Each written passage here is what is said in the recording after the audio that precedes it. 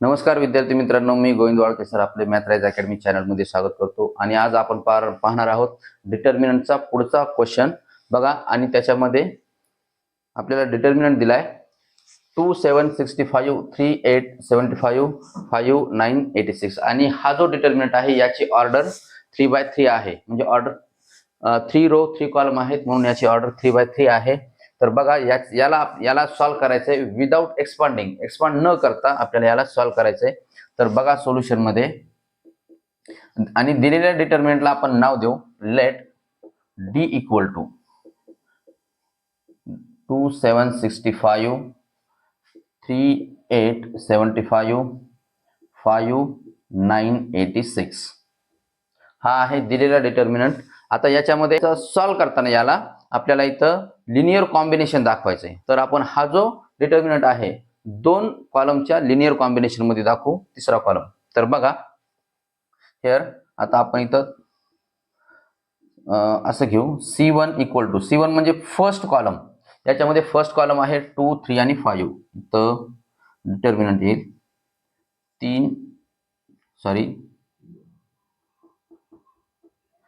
2 3 5. त्याच्यानंतर C2 म्हणजे second column तो आहे 7 8 आणि 9 7 8 आणि 9. अँड थर्ड कॉलम आहे 65 म्हणजे 65 75 आणि 86. हा आहे C3 थर्ड कॉलम. आपल्याला आता लिनियर कॉम्बिनेशन थर्ड कॉलमच्या लिनियर कॉम्बिनेशन मध्ये फर्स्ट आणि सेकंड कॉलम दाखवायचे. तर असं लिहू आपण therefore C3 equal to A into C1 plus B into C2. हे आहे थर्ड कॉलमच्या लिनियर कॉम्बिनेशन मध्ये फर्स्ट कॉलम आणि सेकंड कॉलम. तर आता बघा प्रत्येक एलिमेंट आपण याच्यामध्ये घेऊ. C3 मध्ये फर्स्ट एलिमेंट आहे 65. याला असं लिहायचं आता 65 म्हणजे 65 बरोबर. याच्यामधला आता A इंटू C1 म्हणजे A इंटू C1 चा पहिला एलिमेंट आहे 2 म्हणजे इथे येईल 2A. A as it is राहील. आणि B इंटू C2 चा फर्स्ट एलिमेंट आहे 7B. त्याच्यानंतर 75 बरोबर 3A प्लस 8B. आणि शेवटचा येईल 86 बरोबर 5A अधिक 9B. आता याच्यामध्ये आपण आता असं घेऊ याला बघा नाव. आता हे याला थोडं रिअरेंज करून फर्स्ट ह्याला असं घेऊ 2A अधिक 7B बरोबर 65. याला इक्वेशन 1 घेऊ. आणि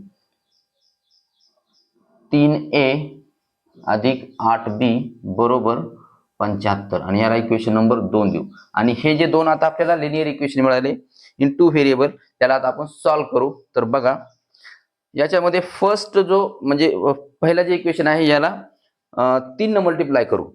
multiply equation 1 by 3 we gate.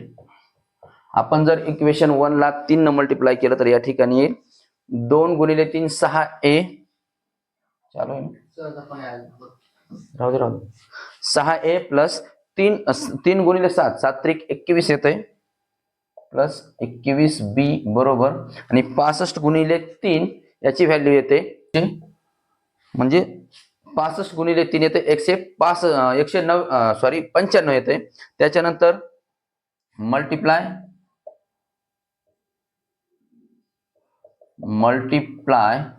Equation 2 bye 2. आता आणि इक्वेशन 2 जे आहे याला 2 न मल्टिप्लाय करू जेणेकरून ह्या 3A च्या ठिकाणी 6A होईल. वी गेट बघा या जर इक्वेशनला आपण 2 न मल्टिप्लाय केलं तर 3A गुणिले 2 6A अधिक 8B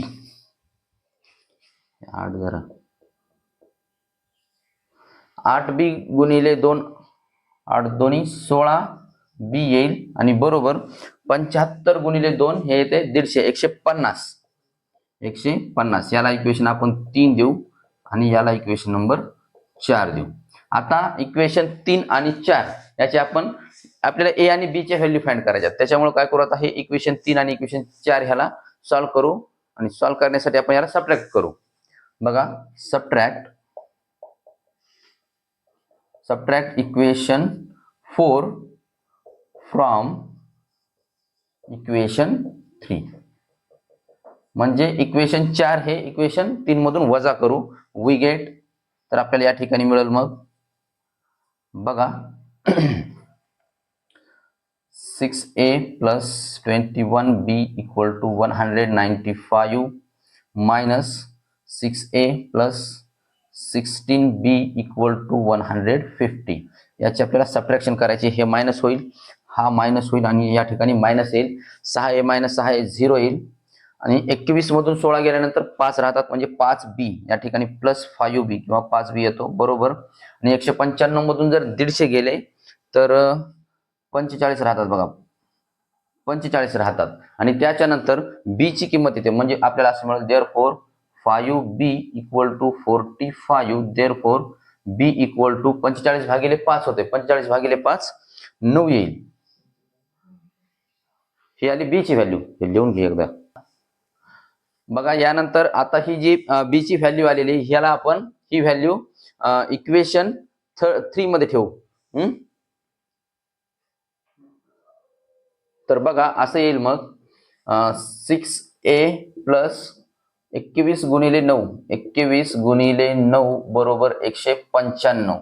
आता आपल्याला माहिती आहे 21 गुणिले 9 189 येते. ह्याला आपण लगेच पलीकडे घेऊ म्हणजे 6a बरोबर 195 वजा 189 आणि 195 मधून जर 189 काढले तर 6 राहतात म्हणजे 6a बरोबर 6 म्हणून देअरफॉर a इक्वल टू 6 भागिले 6 होत आहे आणि याची किंमत येते 1 म्हणजे a ची किंमत आली 1 आणि b ची आली 9. आता ह्याचं लिनियर कॉम्बिनेशन जे आहे या इक्वेशन मध्ये त्याला ठेवू आणि ते असं मिळेल मग देअरफॉर किंवा hence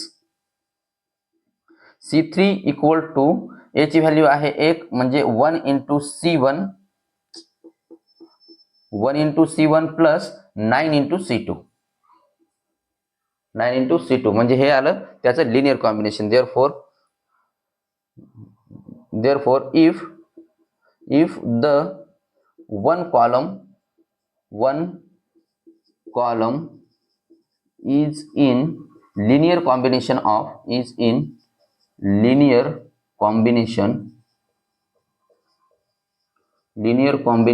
of other two columns then the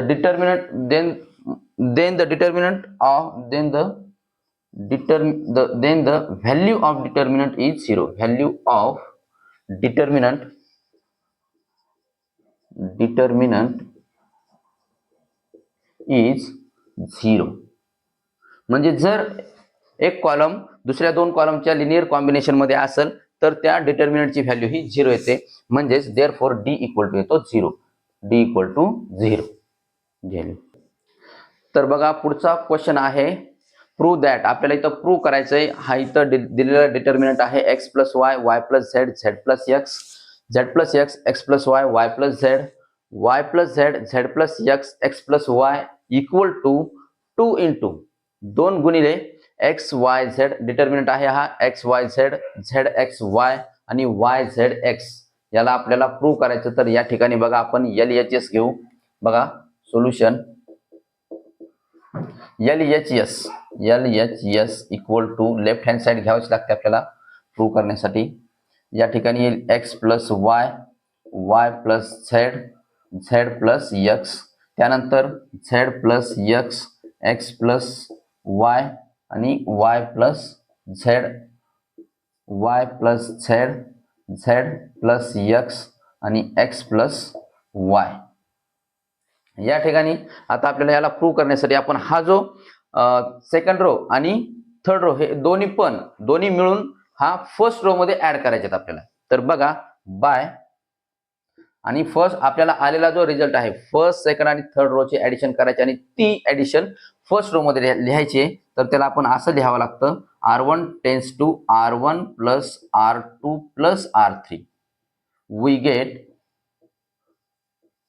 आपल्याला या ठिकाणी मिळेल बघा आता मग इक्वल टू बघा R1 plus R2 plus R3 या ठिकाणी x plus Y Z plus x आणि वाय प्लस झेड असेल. या ठिकाणी 2x आणि 2y आणि 2z याची ऍडिशन येईल म्हणजे 2x plus 2y plus 2z. त्याच्यानंतर सेकंड कॉलम मध्ये बघा y plus y x plus x आणि झेड प्लस झेड म्हणजे दोन दोन आहेत म्हणजे इथे येईल 2x plus 2y plus 2z आणि थर्ड कॉलम मध्ये येईल सेम तशीच टर्म येईल म्हणजे 2x plus 2y plus 2z आणि नंतर सेकंड रो आणि third row as it is राहतील म्हणजे या ठिकाणी येईल z plus x x plus y y plus Z आणि थर्ड रो सुद्धा ॲज इट इज येईल म्हणजे y plus Z Z plus x आणि एक्स प्लस वाय. त्याच्यानंतर आपण या ठिकाणी बघा फर्स्ट आपल्याला माहित आहे आपण कोणत्याही एखाद्या रो मधून एखादा स्केलर आपण त्याला किंवा एखादा कॉन्स्टंट जर असेल त्याला कॉमन काढू शकतो. म्हणजे हा जो फर्स्ट रो आहे बघा याच्यामधून आपण 2 कॉमन काढू शकतो, याच्यातून 2 आणि याच्यातून 2 कॉमन काढू शकतो आणि पूर्ण बघा आपण एक स्टेप वाढवूच इथं म्हणजे असेल इथं 2 into x plus Y plus z into 2x plus Y plus z 2 into x plus Y plus z. त्याच्यानंतर बघा second row as it is z plus x x plus Y आणि वाय प्लस झेड. या ठिकाणी येईल y plus Z Z plus x आणि इथे येईल x plus Y. हे झाले तिन्ही पण रो. आता याच्यामध्ये बघा फर्स्ट रो मध्ये आपण हा 2 2 2 कॉमन काढायचा ते 2 कॉमन काढल्यानंतर आपल्याला डिटर्मिनंट असा मिळेल 2 into X x plus Y plus Z x plus Y plus Z आणि x plus Y plus Z आणि सेकंड रो आणि थर्ड रो या ठिकाणी सेम राहतील म्हणजे Z plus x x plus Y आणि वाय प्लस झेड. नंतर third row आहे Y plus Z Z plus x आणि एक्स प्लस वाय. आता बघा या ठिकाणी आपण फर्स्ट रो मध्ये बघा हा फर्स्ट रो मधून आपल्याला हा जो आता आपल्याला काय करायचं तर फर्स्ट रो मधून थर्ड रो मायनस करायचा आणि तो आलेला आन्सर फर्स्ट रो मध्ये घ्यायचंय.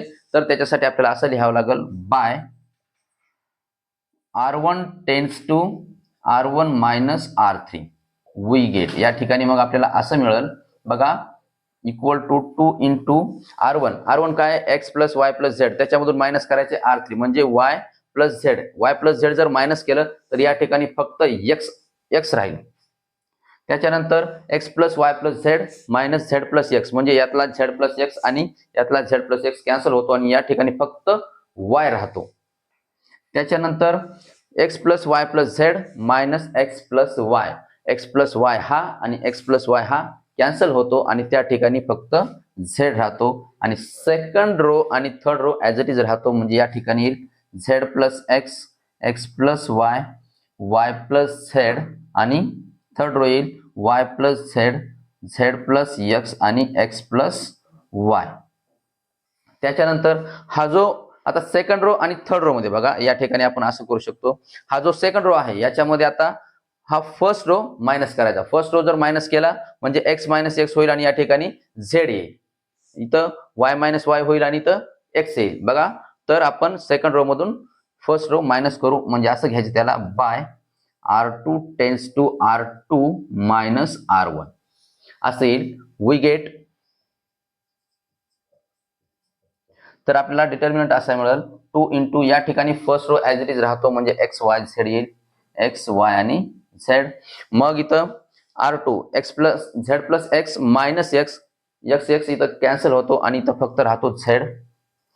X plus y minus y या ठिकाणी एक्स राहतो आणि Y plus z minus z या ठिकाणी झेड कॅन्सल होतो आणि इथं राहतो वाय आणि शेवटचा row as it is y plus z plus Y आणि वाय प्लस एक्स.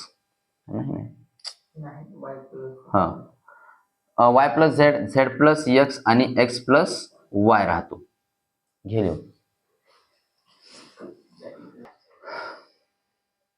तर बघा याच्यानंतर आपल्याला या ठिकाणी थर्ड रो जो आहे थर्ड रो मधून सेकंड रो हा मायनस करायचा. त्याच्यानंतर मायनस केल्यानंतर बघा